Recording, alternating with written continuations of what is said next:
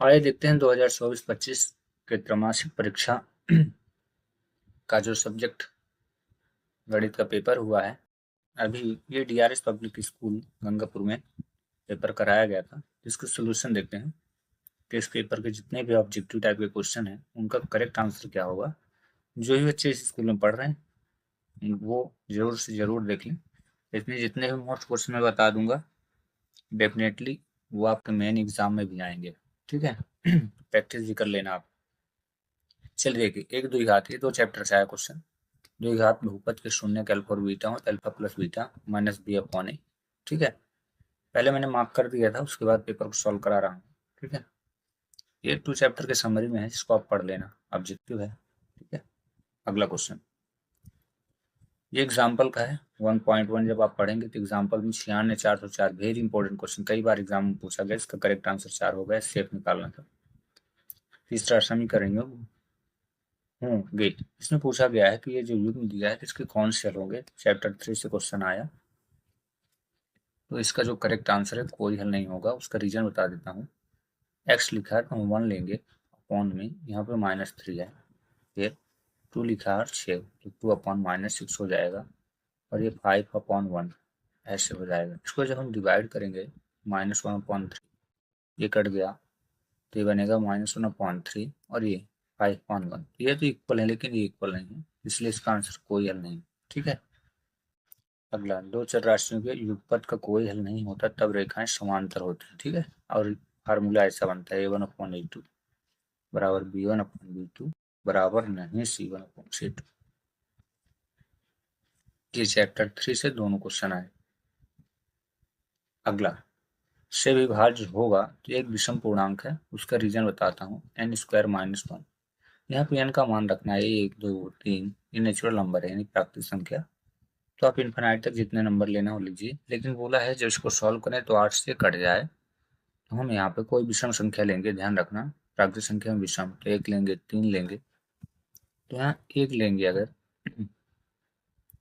मैंने इसको सॉल्व किया तो विषम पूर्णांक आ रहा, कुछ चेक करना कौन सा आएगा, लेकिन कंफर्म है विषम ही आएगा। तो 1 लेंगे, 1 का स्क्वायर अगर करेंगे तो 1 - 1, तो 1 - 1 इक्वल 0। फिर 3 का लेंगे तो 3 3 9 -1 8, तो 8/8 से डिवाइड हो जाएगा। ये भी 8 से डिवाइड हो जाएगा। ठीक है। तो अगर हम कोई विषम पूर्णांक लेंगे तो इसका जो डिवीजन है वो पूर्णतः विभाज्य होगा। अगर हम सम लेते हैं, जैसे n² है और 2 लिया तो 2 दूनी 4 -1, तो 3 - 1 यानी 2 आएगा। और 2 में हम अगर हम भाग 8 का करेंगे तो पूर्णतः विभाजित नहीं होगा। ठीक है। अब यहाँ द्वितीय हल, फिर से 3 चैप्टर की समरी आप पढ़ लेना, और समरी के साथ साथ समरी में संगत असंगत मिलेगा। 3.2 के जस्ट पहले आपको पढ़ना पड़ेगा इसको। 3.1 के जस्ट पहले एक टेबल बना है, उसमें आप पढ़िएगा, फार्मूला मिलेगा। तो द्वितीय हल यही है। ठीक है। अब आते हैं रिक्त स्थानों पे। इसकी पूर्ति करना है। किसी वर्ग समीकरण में अधिकतम 2 मूल होते हैं। ठीक है। ये वर्ग समीकरण 4 अध्याय से समरी पढ़िए आप, ऑब्जेक्टिव मिलेगा। रूट, यदि कोई संख्या जैसे √4 है, इसका एलसीएम लेंगे तो 2 × 2, जोड़ा बना तो 2 बाहर।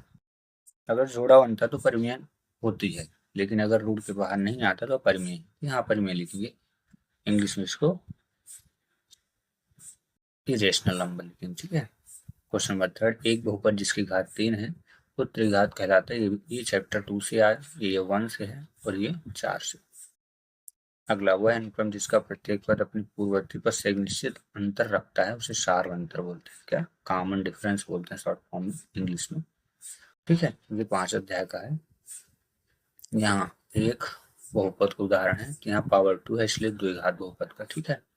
अगला समीकरण, यदि x की जगह आप 3 रख दो तो y का मान क्या होगा। तो ऐसे रखिए और y = 8 - 3, ये आंसर आएगा 5। करेक्ट आंसर इसका 5। ठीक है। चलिए आगे देखते हैं। इसमें बोला सत्य सत्य बताना है। तो पहला, प्रत्येक प्राकृतिक संख्या एक पूर्ण वर्ग संख्या होती है, बिल्कुल नहीं, असत्य है। ठीक है। अगला, माइनस नहीं होता, ये भी असत्य होगा। ये 8 अध्याय से आया। ये तो चैप्टर 1 से, किन्हीं दो वास्तविक संख्याओं के बीच असंख्य परिमेय तो बिल्कुल सत्य है। ठीक है। समांतर श्रेणी संख्याओं को बिल्कुल सत्य है, 5 अध्याय से ये आया। इसको हम चैप्टर फर्स्ट ही मान के चलते हैं। बहुपद की उच्चतम घात बहुपद की घात होती है, ये भी सही है, ये 2 चैप्टर से आया। इसको हम सत्य लिखेंगे। वर्ग समीकरण का आरेख सरल रेखा नहीं होता, परवलय होता। क्या याद रखोगे? पैराबोला, परवलय। ठीक है, ये चैप्टर 4 का है ये वाला, और इसका आंसर होगा सत्य। चलो, पूरे ऑब्जेक्टिव क्वेश्चन मैं अभी सॉल्व कर दूंगा, फिर बचेंगे क्वेश्चन आंसर, उनको भी बार बार एक एक करके हम सॉल्व करेंगे।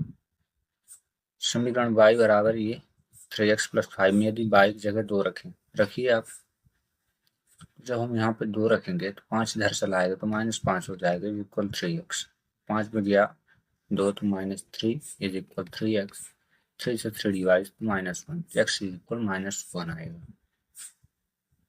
क्या आ जाएगा? बोला है y इज इक्वल, अगर हम 2 रखें तो x का मान होगा, तो यहाँ पे इसका आंसर होगा -1। ठीक है, -1 करेक्ट आंसर। अगला 3 और 12 का लघुत्तम समर्थक 12 होगा। ठीक है, आप एलसीएम लेकर के ऐसे निकाल सकते हैं चाहे तो ऐसे, 3 एकम चौको, फिर तो आप 2 से भी काट के चेक कर सकते हैं। 2 3 2 छक्का, फिर 2 3 2 3 फिर 2 दूनी 4 3 12। यदि किसी वर्ग समीकरण में मूल समान वास्तविक हो तो उस समीकरण का उत्तर कितना होगा? 0 होगा। करेक्ट आंसर है। चौथा, निकाय हल होगा तो दीदी, यही चीज ऑब्जेक्टिव में पूछ लिया। ये 4 अध्याय से आया, ये 3 अध्याय का है, ये 4 अध्याय का है, ये आपके 1 अध्याय का है पहला वाला जो है। तो ये समीकरण 3 अध्याय से बनाया गया कुछ। अब यहाँ पे बोला है 32 91 कैशियर, तो करेक्ट इसका आंसर 1 होगा। ठीक है, अगला क्वेश्चन नंबर 5 देखेंगे हम। वियुक्त ऋणात्मक अगर है तो मूल अधिकल्पित होते हैं। पहला, वियुक्त धनात्मक तो मूल वास्तविक होंगे। रेखाएं संपाती हैं तो कोई हल नहीं, अनंततः अनेक हल होगा। ठीक है, अनंततः अनेक हल।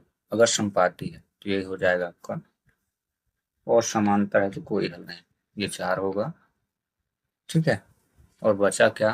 2 बहुपदों का गुणनफल बहुपद होता है, ये आपका क्वेश्चन नंबर 1। मैं इसका कॉलम को 5। अब एक चीज याद रखें, ये जितने भी हैं तो यहाँ से यहाँ ये 4 अध्याय की समरी है, आप मिलाना। और ये जो है ये 3 अध्याय से लिए गए, वो भी 3.1 के जस्ट पहले एक टेबल होना वहां से, और 2 बहुपदों का जो गुणनफल लिया गया है, बहुपद इन 2 चैप्टर से। ठीक है, इस प्रकार से क्वेश्चनों को मेक किया गया। चलिए, ऑब्जेक्टिव है कंप्लीट। हम नेक्स्ट क्वेश्चनों को सॉल्व करेंगे नेक्स्ट